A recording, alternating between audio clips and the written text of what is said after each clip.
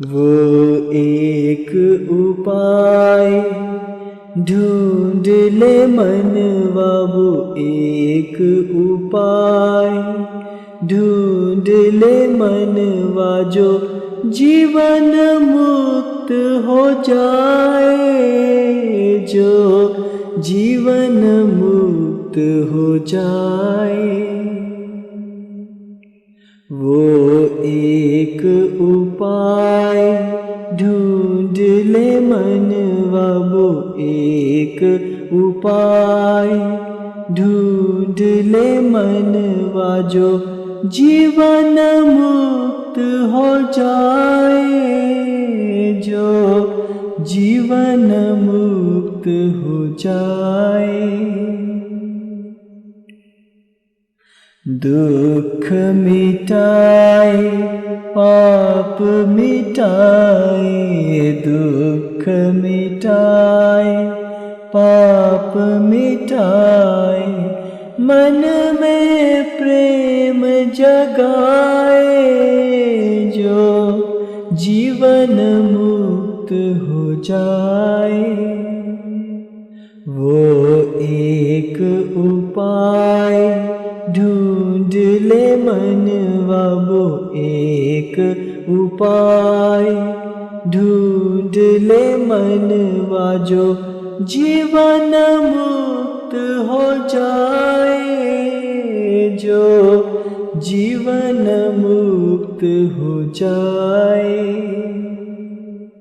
वो एक उपाय ढूंढ ले मनवा, जो जीवन मुक्त हो जाए, जो जीवन मुक्त हो जाए।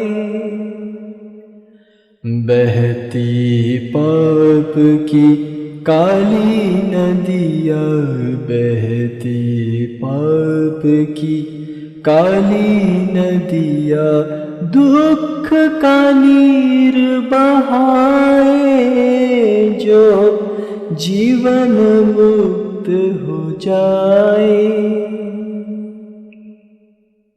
पंख मिले तो है चल ऐसी डगर पे, पंख मिले तो है चल ऐसी डगर पे, चेतन अनंत हो जाए, जो जीवन मुक्त हो जाए। पंख मिले तो है चल ऐसी डगर पे, पंख मिले तो है चल ऐसी डगर पे, चेतन अनंत हो जाए, जो जीवन मुक्त हो जाए। वो एक उपाय ढूंढ ले मनवा, वो एक उपाय ढूंढ ले मनवा, जो जीवन मुक्त हो जाए, जो जीवन मुक्त हो जाए। वो एक उपाय ढूंढ ले मनवा, जो जीवन मुक्त हो जाए, जो जीवन मुक्त हो जाए। इस सृष्टि का सत्य निराला, इस सृष्टि का सत्य निराला, कोई आदि अंत न पाए, जो जीवन मुक्त हो जाए। वो एक उपाय ढूंढ ले मनवा, वो एक उपाय ढूंढ ले मनवा, जो जीवन मुक्त हो जाए, जो जीवन मुक्त हो जाए। वो एक उपाय ढूंढ ले मनवा, जो जीवन मुक्त हो जाए, जो जीवन मुक्त हो जाए। ना तेरा कोई संगी साथी, ना तेरा कोई संगी साथी, हंस अकेला उड़ जाए, जो जीवन मुक्त हो जाए। एक रहस्य सृष्टि बुने, जीव उलझ उलझ जाए। एक रहस्य मैं कहूँ, सब रहस्य सुलझ सुलझ जाए। शिव कहे या गुरु कहे, न अंतर उसमें कोई, पाए फिर कुछ ऐसा सखी, मोल ना जिसका कोई। दुख मिटाए पाप मिटाए, दुख मिटाए पाप मिटाए, मन में प्रेम जगाए, जो जीवन मुक्त हो जाए। वो एक उपाय ढूंढ ले मनवा, वो एक उपाय ढूंढ ले मनवा, जो जीवन मुक्त हो जाए, जो जीवन मुक्त हो जाए। वो एक उपाय ढूंढ ले मनवा, जो जीवन मुक्त हो जाए, जो जीवन मुक्त हो जाए।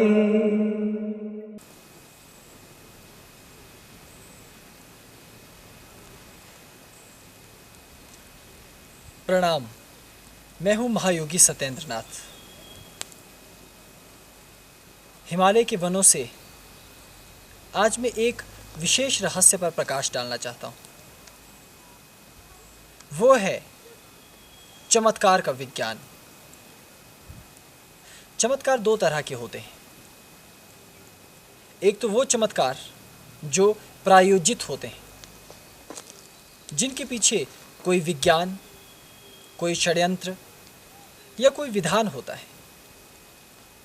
उन्हें लौकिक चमत्कार कहा जाता है, जैसे जादूगर की बाजीगरी विद्या, जिसे कौतुक विद्या कहा जाता है। लेकिन एक और चमत्कार भी है जो सबसे दिव्य और सबसे अनूठा है। वो चमत्कार है इस सृष्टि को बनाने वाले परमात्मा का चमत्कार। लेकिन यह चमत्कार बिल्कुल विचित्र और अलग होता है।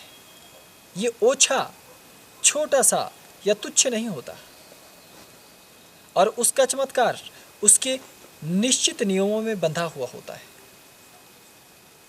जैसे वृक्षों का बीज से इतना बड़ा होना, ये चमत्कार ही तो है। इस सूर्य का निकलना, पृथ्वी का घूमना, ग्रह नक्षत्रों का होना, अपने आप में ये सब चमत्कार ही तो है। इन चमत्कारों को क्या कहें?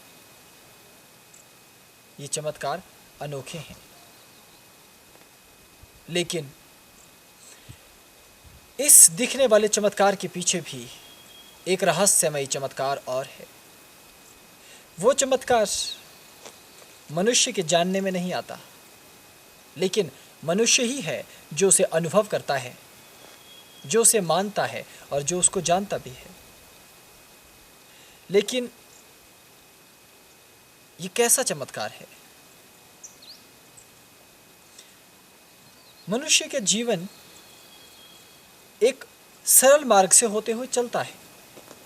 वो पैदा होता है, माता पिता के पास रहकर बड़ा होता है, और जब थोड़ा सा बड़ा हो जाए मित्रों के साथ, सहयोगियों के साथ समाज में जाता है, शिक्षा दीक्षा ज्ञान विज्ञान सीखता है और आगे अपने जीवन को जीने के लिए एक कदम आगे बढ़ाता है। उसके जीवन में विवाह और गृहस्थी एक सबसे अनूठा और सबसे ज़्यादा महत्वपूर्ण बिंदु होता है, जहाँ से उसके जीवन में एक और परिवर्तन आता है। मार्ग में उसे कष्ट, रोग, पीड़ाएं, दुख, शत्रु, भय, हानि, इस प्रकार के अनेकों भाव और विचार उसे बहुत कुछ सिखाते चले जाते हैं। तब उसका जीवन और अधिक जटिल होने लगता है। जैसे जैसे समाज में उसके शत्रु बढ़ते हैं, उसके हृदय में भय घर कर जाता है, वो अपने आप को असुरक्षित पाता है, तो वो और भी ज़्यादा चिंतित हो जाता है। वो सोचता है कि ऐसे में मैं क्या करूं, और उसके पास कोई उपाय नहीं होता। तो वो अज्ञात शक्तियों की उपासना की ओर भी मुड़ता है। वो परमात्मा पर यकीन करता है और परमात्मा से प्रार्थना करता है कि मेरे जीवन में चमत्कार लाना। यह चमत्कार शुरू होता है मानव के जीवन में। जब आपका कोई सगा संबंधी, कोई विशेष व्यक्ति बिल्कुल बीमार हो जाए और उस पर प्राणों का संकट हो, तो आप दोनों हाथ जोड़कर किसी अदृश्य सत्ता को पुकारते हैं कि वो उसके प्राणों की रक्षा करे। कई बार ऐसा होता है कि सामने वाले की मृत्यु लगभग सुनिश्चित दिखती है, लेकिन आपकी प्रार्थना, आपके प्रयास, आपकी चिकित्सा उसे बचा लेती है। धन्य है वैज्ञानिक भी, धन्य है ऋषि मुनि भी, धन्य है आयुर्वेदाचार्य भी, जिन्होंने शल्य शलाक्य काय क्वाथ इत्यादि कई प्रकार की चिकित्सा और औषधियों का निर्माण करके कल्क से लेकर, क्वाथ से लेकर, अर्क से लेकर, न जाने चूर्ण इत्यादि से लेकर कैसे प्रारंभिक चिकित्सा को शुरू किया और उसे दिव्य संजीवनी जैसी औषधियों तक ले गए। मृत संजीवनी विद्या तक वो जा पहुंचे। लेकिन तब भी कई बार ऐसा समय आ जाता है कि इन सब के प्रयास भी निरर्थक प्रतीत होते हैं। तब उनके प्रयासों के साथ व्यक्ति प्राण रक्षा के लिए किसी अदृश्य की कामना करता है। और संपूर्ण विश्व में धर्म को मानने के पीछे एक सबसे बड़ा आधार है ये चमत्कार। जो कर्म मनुष्य के हाथों से बाहर हो जाए, जब मनुष्य कुछ कर न सके, तब उस परिस्थिति में मनुष्य उस अदृश्य को पुकारता है और इच्छा करता है कि जो उसके तर्कों से बाहर है, जो उसकी क्षमता से बाहर है, वो किसी प्रकार संपन्न हो जाए। वो चमत्कार है। लेकिन ये बहुत लौकिक और छोटे चमत्कार हैं। लेकिन भले ही लौकिक और छोटे हम इन्हें कहें, लेकिन ये इतने भी छोटे नहीं होते। किसी के प्राण बच जाना, क्या ये छोटा चमत्कार है? और कई बार चमत्कारों का बड़ा व्यापक विरोध भी होता है। और इतिहास में सबसे ज़्यादा यदि किसी चीज़ का विरोध हुआ है तो वो चमत्कार ही तो हैं। यदि कोई धर्म गुरु, धर्म पुरोधा ये कहे कि मैं तुम्हारे जीवन को परिवर्तित कर सकता हूँ, तो ये बड़ा विचित्र लगता है। मेरे जैसा एक जंगल में रहने वाला व्यक्ति, वनों वनों में भटकने वाला व्यक्ति, ज्ञान शून्य, चेतना शून्य व्यक्ति यदि ये दावा करता है कि मैं तुम्हारे जीवन की सभी बुराइयों को दूर कर सकता हूँ, मैं तुम्हें धनवान बना सकता हूँ और खुद मेरे पास इस माला और इस लंगोटी के सिवाय कुछ ना हो, तो ये बिल्कुल तर्क रहित बात लगती है। लेकिन फिर भी न जाने क्यों प्राचीन काल से लेकर अनेकों युग बीते, अनेकों बार इन चमत्कारों का पर्दाफाश करने की कोशिश की गई, कहा गया चमत्कार होते ही नहीं हैं। ये केवल मूर्ख बनाने के सिद्धांत हैं। लेकिन फिर जब तक तो हम सुखी हैं, जब तक तो हम पर कोई दुख नहीं आ रहा, तब तक तो हम मानते हैं कि हाँ, ये सब झूठी अफवाहें हैं। कोई व्यक्ति भला चमत्कार कैसे कर सकता है? लेकिन जिस क्षण जीवन में दुख आने लग जाए, जिस क्षण जीवन में उन्माद आ जाए, जब चिंताएं घेर लें, जब शत्रु जीना दुभर कर ले और व्यक्ति के पास कोई चारा न रहे, कोई उपाय न रहे, तो ऐसे व्यक्ति क्या करता है? उसके पास दो ही उपाय हैं। पहला उपाय ये कि वो थक जाए, हार जाए और आत्महत्या कर अपनी जीवन लीला को समाप्त कर दे। दूसरा ये कि वो सभ्यता समाज से बाहर निकलकर वनों में या कहीं बीहड़ों में मेरे जैसे किसी जोगी या व्यक्ति को ढूंढे, उसके पास जाकर हाथ जोड़कर कहे कि महाराज, मैं अपने संपूर्ण जीवन से हार गया। धन कमाने निकला था, धन नहीं कमा सका। एक पत्नी घर में लाई थी, लेकिन उसके साथ निभी नहीं। संतान थी, वो सुयोग्य पथ पर चली नहीं। समाज का हित करने का प्रयास किया, लेकिन समाज को हित भी रास नहीं आया। माँ बाप की सेवा करने की कोशिश की, लेकिन माँ बाप ने भी मेरे कष्ट और पीड़ाओं को नहीं समझा। तो ऐसे में मैं क्या करूं? मेरे पास कोई चारा नहीं रहा, कोई उपाय नहीं रहा। अब मैं कुछ कर ही नहीं सकता। ऐसे में मेरे पास केवल प्राणांत के सिवाय कोई उपाय नहीं है। जीवन में ऐसी कायरतापूर्ण विचारधारा अवश्य आ जाती है जब व्यक्ति दुखों से ग्रसित होता है। ऐसे में यदि कोई साधु महात्मा तुम्हें मिल जाए, कोई जोगी तुम्हें मिल जाए और तुम उनसे आशीर्वाद प्राप्त करो, तो ये आदिकाल से ऋषि मुनियों के द्वारा और तुम्हारे पूर्वजों के द्वारा प्रमाणित तथ्य है कि उनके केवल आशीर्वाद मात्र से तुम्हें मनोबल मिलने लगता है, तुम्हारी विचारधारा दृढ़ होने लगती है और तुम्हारे जीवन में परिवर्तन आता है। अगर तुम इसे बाह्य भौतिक तरीके से ढूंढने लग जाओ, तो हो सकता है इसके पीछे कोई तर्क न मिले। ये पूरी तरह से अविश्वसनीय, अतार्कीय और सरासर आधार रहित बात लगी, या एक तरह से कहें अंधविश्वास ही लगी। लेकिन ये अंधविश्वास यदि तुम्हारे प्राणों की रक्षा करता है, तो मेरी दृष्टि में वो उत्तम है। आत्महत्या करने से उत्तम ये है कि तुम कम से कम किसी अंधविश्वास को ही मान लो, लेकिन अपने जीवन को सुचारू रखो, उससे हारो मत, उससे थको मत। एक विद्वान भक्त ने आग्रह किया कि आजकल बहुत से चमत्कार लोग करते रहते हैं, मुझे तो सब व्यर्थ के प्रपंच लगते हैं, तो आपका इसके बारे में क्या कथन है? मैं तो केवल स्पष्ट शब्दों में ये कहता हूँ कि चमत्कार केवल एक ही कर सकता है और वो साक्षात ईश्वर हैं। मनुष्य के पास इतनी अधिक सामर्थ्य नहीं होती, लेकिन फिर भी वो ईश्वर सृष्टि के कण कण को अपने अपने तौर तरीके से चमत्कार देता है। कभी कभी पत्थर पर गिरा हुआ अंकुर भी अंकुरित हो जाता है, और कभी कभी मिट्टी में गिरा हुआ अंकुर भी अंकुरित नहीं हो पाता, वो बीज भी अंकुर रहित रह जाता है। तो क्या ये परमात्मा का चमत्कार नहीं है? उसकी अपनी व्यवस्थाएं होती हैं। जिसे हम विज्ञान कहते हैं, वो परमात्मा का चमत्कार ही तो है। परमात्मा ने इस तरह की व्यवस्थाएं कर रखी हैं कि तुम विज्ञान को खोज सको। और याद रखना ये तथ्य कि परमात्मा ने ही तुम्हें विज्ञान को खोजने के लायक बुद्धि दी है, और परमात्मा ने ही तुम्हें अनंत की यात्रा की तलाश करने को कहा है, और उसी ने कहा कि तुम ज्ञान को अपरिमित बना दो। हालांकि ये प्रश्न तुम कर सकते हो कि जब विज्ञान इतना प्रामाणिक है, तो मैं वनों में क्या कर रहा? विज्ञान यदि नहीं भी हो तो भी ये वन रहेगा ही। ज्ञान यदि नहीं हो तो भी ये सृष्टि तो रहेगी ही।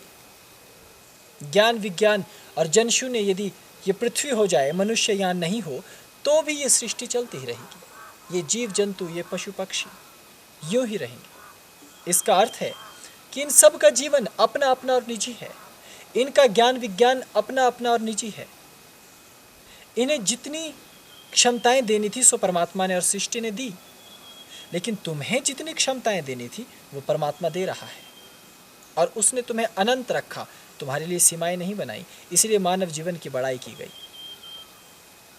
लेकिन वो विज्ञान जो कुछ भी कर रहा है, विज्ञान का चमत्कार परमात्मा के चमत्कार के ऊपर ही आधारित है, क्योंकि मिट्टी परमात्मा के चमत्कार की है, उस पर विज्ञान अपने कौशल का चमत्कार निर्मित करता है। ठीक वैसे ही कि इस घने वन प्रदेश में पत्थर भी हैं, लकड़ियां भी हैं, मिट्टी का गारा भी है। व्यक्ति चाहे तो अपने बुद्धि विवेक से इन वृक्षों को काटकर उनका सदुपयोग कर घर बना सकता है, और व्यक्ति चाहे तो मूर्खतापूर्ण सिद्धांत का पालन करते हुए सारे वन को काटकर अपने पांव पर कुल्हाड़ी मारते हुए मानव जाति का अस्तित्व खतरे में रख सकता है।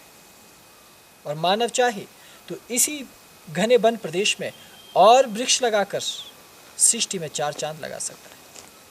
लेकिन यदि वन हो, बीज हो, मिट्टी हो, तभी ये सब संभव है, अन्यथा नहीं। देश काल और वातावरण इस वनस्पति को उगने के लिए सहायक हैं, इसीलिए ये सब हो सकता है। ठीक वैसे ही परमात्मा का चमत्कार होता है, लेकिन वो बहुत ही प्रत्यक्ष, बहुत ही सिद्धांतपूर्ण है, बहुत ही वैज्ञानिक है, वो अवैज्ञानिक नहीं। मैं यदि इस चट्टान पर से गिर पड़ूं तो मुझे लगेगी, क्योंकि वो वैज्ञानिक सिद्धांत है, वो परमात्मा का चमत्कार है। लेकिन मैं बहुत ऊंचाई से गिरकर भी जीवित रहूं, ये परमात्मा का चमत्कार तो है ही है, परमात्मा के नियम का भी चमत्कार है, लेकिन मनुष्य उसको सबसे बड़ा चमत्कार मानता है। मनुष्य इन महा चमत्कारों को नहीं समझ सकता और ना ही समझना चाहता है। वो तो उतनी प्रखर, तेजस्वी, उच्च कोटि की प्रज्ञा नहीं रखता, उतना बड़ा मस्तिष्क नहीं रखता। वो तो पहले छोटी चीज़ों को समझना चाहता है। वो ये नहीं जानना चाहता कि परमात्मा ने कैसे इस नक्षत्र, तारा मंडल, इस ब्रह्मांड, इस आकाश को बनाया, कैसे सृष्टि उत्पन्न हुई। वो एक आध बार आपकी बात सुन जरूर लेगा कि अच्छा, इस तरह से 2 तत्वों के टकराने से या परमात्मा के चमत्कार से या किसी वैज्ञानिक सिद्धांत से सृष्टि उत्पन्न हुई। एक बार सुनेगा, भूल जाएगा। ये उसकी नियमित आवश्यकता नहीं है। उसकी नियमित आवश्यकता है कि वो प्रतिदिन भोजन कमाना चाहता है, प्रतिदिन अपनी उदर पूर्ति चाहता है, अपने परिवार को सुखी देखना चाहता है, अपने वंश को आगे बढ़ता हुआ देखना चाहता है, अपने पास कुछ सुख सुविधाएं चाहता है, और उसके लिए वो ये चाहता है कि कोई भी व्यक्ति इन सब को शीघ्रता से और सरलता से अर्जित करने में उसकी सहायता करे। और यदि कोई आशीर्वाद, यदि कोई दीक्षा, यदि कोई मंत्र, यदि कोई योग, यदि कोई साधना ऐसी है, तो वो हर कीमत पर उस साधना को जानना चाहेगा।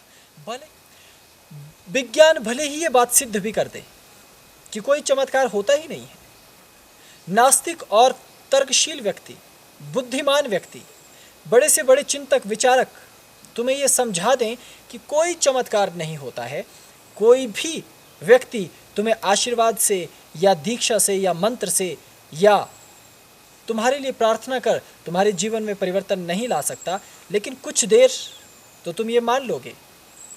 तभी तक मानोगे जब तक तुम्हारे जीवन में सुख है। जिस क्षण तुम्हारे जीवन में दुख आने लगेगा, उस क्षण तुम कहोगे विज्ञान कहता है तो कहता रहे, लोग कहते हैं तो कहते रहें, मुझे क्या लेना देना, मैं तो दुख में हूं ना, मैं तो पीड़ा में हूं ना। यदि कोई मेरी पीड़ा को हर लेता है, मेरे लिए बस वही चमत्कार है। उसके पीछे कौन सा सिद्धांत है? क्या वो अपनी शक्तियों से करता है? वो व्यक्ति, वो योगी, वो साधु, वो संत, वो गुरु, वो तुम्हारा सहायक या मित्र, वो कोई भी हो सकता है। या वो ईश्वर की शक्तियों से करता है या अपनी सिद्धियों से करता है, तुम्हें इससे लेना देना तब नहीं रह जाएगा, क्योंकि तुम केवल अपने जीवन को सुखी बनाना चाहोगे। और सदियों से हमारे पूर्वजों ने यह पाया कि बार बार जीवन में ऐसे दुख और कष्ट आते हैं कि हम अपने जीवन को नारकीय पाते हैं, तो यदि किसी का आशीर्वाद, यदि किसी की प्रार्थना तुम्हारे नर्क जैसे जीवन में स्वर्ग का एहसास लाए, भले ही 2 क्षणों के लिए ही क्यों ना लाए, तो तुम्हें और क्या चाहिए? विज्ञान ने तुम्हें क्या कुछ नहीं दिया। आज सब कुछ तुम्हारे जीवन का लगभग 70 से 80% भाग विज्ञान के द्वारा ही तो संचालित है। उसी ने तो तुम्हें सुखी बनाया। लेकिन यदि इतने सुख सुविधा पूर्ण जीवन होने के बाद भी तुम स्वस्थ नहीं हो, तुम सुख और शांति को अनुभव नहीं कर रहे हो, तब तुम किसी महात्मा के पास, किसी योगी के पास आकर दीक्षा प्राप्त कर लेते हो, तो उसमें बुरा क्या है? अगर तुम्हें इस वन प्रदेश में बैठकर शांति मिलती है, तो यहाँ बैठने में बुराई ही क्या है? यदि तुम्हें ध्यान करने से आनंद मिलता है, तो उसके लिए किसी के तर्क कुतर्क में पढ़ने की आवश्यकता क्या है? क्या तुम्हारे पास अपना बुद्धि और विवेक नहीं? ये जीवन तुम्हारा बिल्कुल निजी है। सरकारें केवल तुम्हारे जीवन को सुखी बनाने के लिए ही हैं, तुम्हें तंग करने के लिए, तुम्हारा शोषण करने के लिए, तुम पर अत्याचार करने के लिए नहीं है। लोग और सभ्यता में जितने भी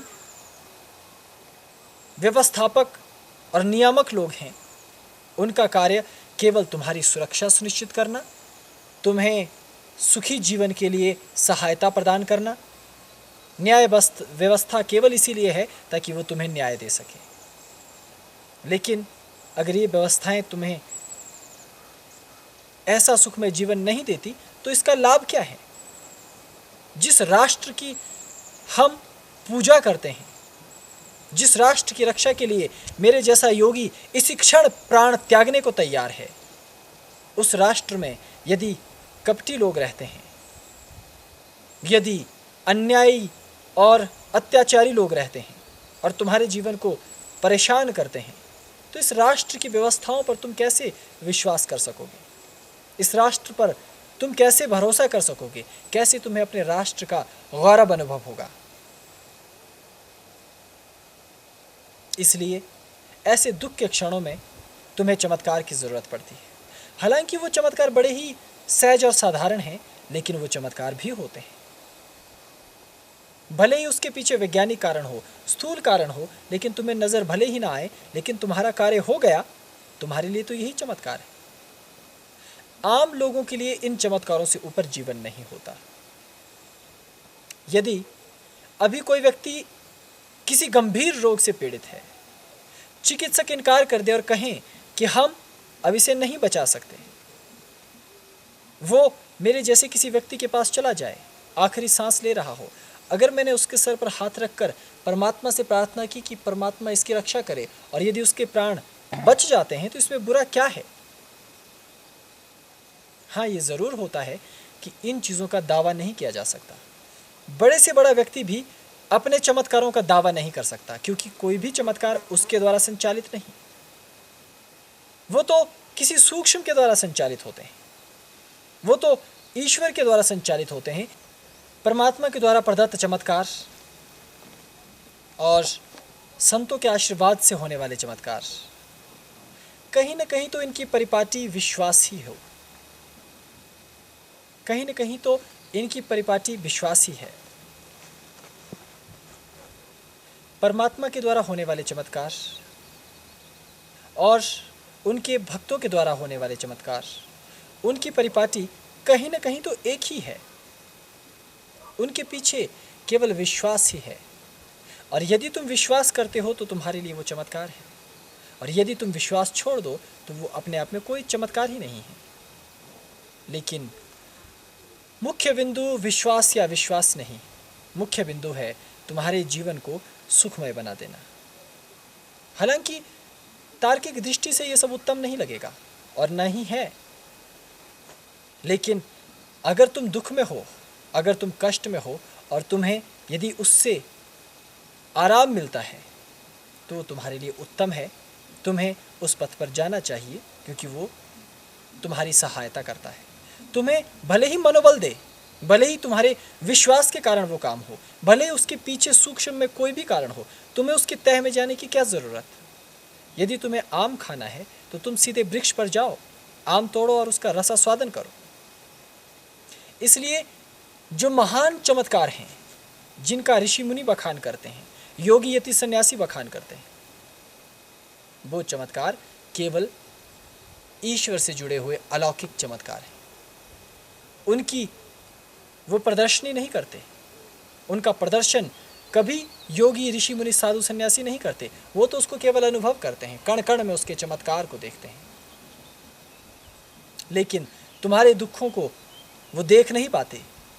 जब तुम उनकी सेवा करते हो तो वो तुम्हें आशीर्वाद प्रदान करते हैं। यहाँ मैं एक छोटे से तथ्य के द्वारा आपको सूत्र देना चाहूँगा कि गुरु की सेवा तन से, मन से, धन से, ये 3 प्रकार तो हैं ही हैं जो मौलिक हैं। लेकिन गुरु और संतों की सेवा इन तीनों के अतिरिक्त भी की जानी चाहिए, जिनको अन्य सूक्ष्म परंपराएं कहा जाता है। तब उनको प्रसन्न करने के पश्चात उनका दिव्य आशीर्वाद ग्रहण करना चाहिए। मंत्र के द्वारा, योग के द्वारा, ज्योतिष, वास्तु, रसायन जैसी विद्याओं के द्वारा तुम दुख रहित उन्मुक्त हो सकते हो। लेकिन सबसे मूल सार है केवल दीक्षा प्राप्त करना। दीक्षा तुरंत फलित होती है। तुमने विश्वास किया, तुमने गुरु को याद किया और उनसे इच्छित दीक्षा ली, तो मानो तुम्हारा कार्य तुरंत संपन्न होने लग जाएगा। तो दुख से बचने का दीक्षा सर्वोत्तम उपाय होता है और वो तुम्हारे लिए पर्याप्त चमत्कार लिए हुए होगा। उससे तुम्हारा जीवन अपने आप में सुखमय होने लगेगा। हालांकि मैं यहाँ तर्क, वितर्क, ज्ञान, विज्ञान, समाजशास्त्र, देश काल, इन सब की बातें नहीं करना चाहता, क्योंकि ये ऊंचे लोगों के लिए बात हो जाएगी। मैं तो केवल आम लोगों की बात कर रहा हूँ, ताकि उनके जीवन में भी सुख की किरण आ सके। भले ही विश्वास लेकर आए, भले ही ईश्वर लेके आए, भले ही मनोबल लेके आए, या फिर उसके पीछे मनोविज्ञान ही क्यों न छिपा हो, लेकिन मैं ये जानता हूँ और मेरे द्वारा ये अनुभूत है कि गुरुओं का आशीर्वाद परम चमत्कारिक होता है। उसके पीछे बड़े से बड़े गोपनीय और परम विज्ञान होते हैं जो हमारी जानकारी में नहीं आने वाले। इसलिए हमें इन सूक्ष्म तत्वों को जानना चाहिए, हमें उसकी खोज और तलाश में आगे निकलना चाहिए और ऐसे योगियों, गुरुओं के पास जाकर कृपा प्राप्त करनी चाहिए। लेकिन यहाँ मैं एक बात फिर दोहराना चाहूँगा कि यदि मैं इन सब तथ्यों को, इन सब बातों को आपके सम्मुख रख रहा हूँ, तो इसका मतलब ये कदापि नहीं है कि आप अब मुझे ढूंढते हुए मेरे ही पीछे आ जाएं और मुझे ढूंढने लग जाएं फूलों की माला लेकर या थाली लेकर कि महाराज आप कहाँ हैं, मेरे जीवन में पत्नी की वजह से, पुत्र की वजह से कष्ट है, आप मेरा बेड़ा पार कीजिए। मैं तो केवल उदाहरण दे रहा हूँ। आप अन्य संतों के पास जा सकते हैं, अन्य समर्थ गुरुओं के पास जाकर इसका लाभ प्राप्त कर सकते हैं। लेकिन ये मार्ग है, मेरा कार्य केवल इशारा करना है।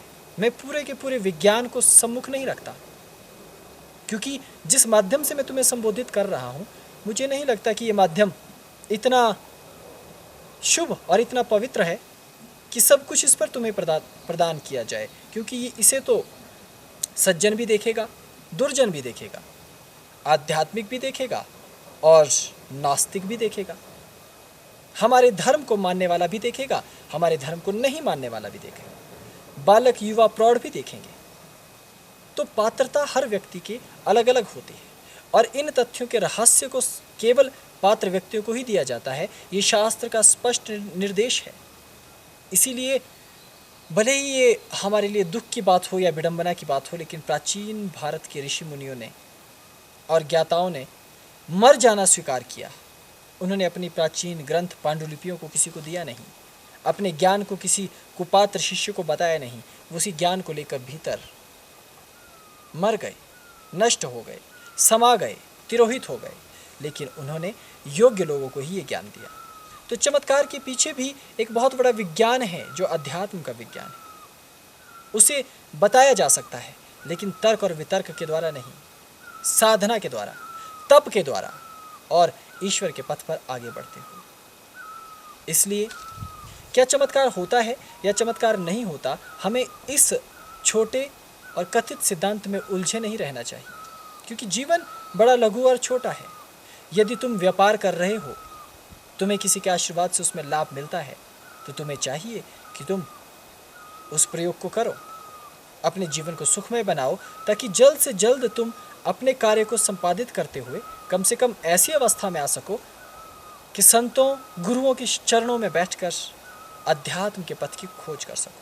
क्योंकि बाकी चाहे धर्म हो, विज्ञान हो, राजनीति हो, शास्त्र हो, ये सब तो ऐसे ही अबाध रूप से चल रहा है, चेहरे बदल रहे हैं, क्योंकि चेहरे खत्म हो जाते हैं। चमत्कार के विज्ञान में अभी केवल इतना ही, तुम केवल अपने विश्वास को दृढ़ रखो और मेरी तरफ से इस बात को सुनिश्चित मानो कि चमत्कार होते हैं और वो तुम्हें और तुम्हारे जीवन को सुखी बनाने की क्षमता से परिपूर्ण है। इसलिए ध्यान करो, गुरु की श्री चरणों में जाओ, वहाँ जाकर उनसे दीक्षाओं के लिए आग्रह करो, उनकी सेवा करो, शुश्रूषा करो और उनसे आग्रह करो कि वो तुम्हारे कष्टों को दूर कर सके। ये मेरे द्वारा, ऋषियों के द्वारा और हमारे पूर्वजों के द्वारा प्रमाणित तथ्य है कि दुख अवश्य नष्ट होता है। अभी के लिए इतना ही। ओम नमः शिवाय। वो एक उपाय ढूंढ ले मनवा, वो एक उपाय ढूंढ ले मनवा, जो जीवन मुक्त हो जाए, जो जीवन मुक्त हो जाए।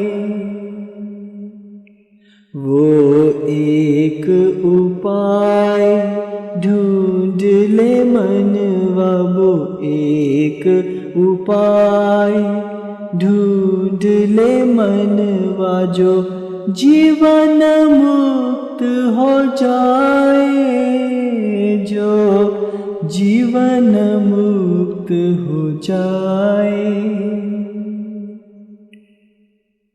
दुख मिटाए पाप मिटाए, दुख मिटाए पाप मिटाए, मन में प्रेम जगाए, जो जीवन मुक्त हो जाए।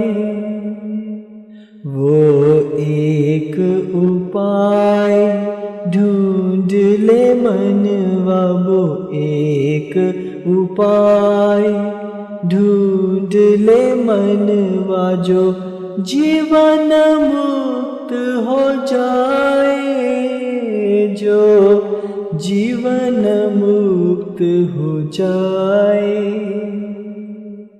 वो एक उपाय ढूंढ ले मनवा, जो जीवन मुक्त हो जाए, जो जीवन मुक्त हो जाए।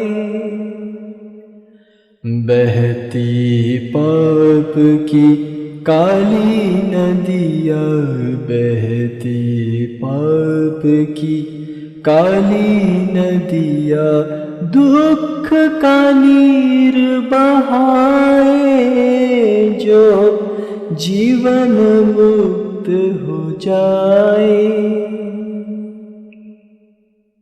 पंख मिले तो है चल ऐसी डगर पे, पंख मिले तो है चल ऐसी डगर पे, चेतन अनंत हो जाए,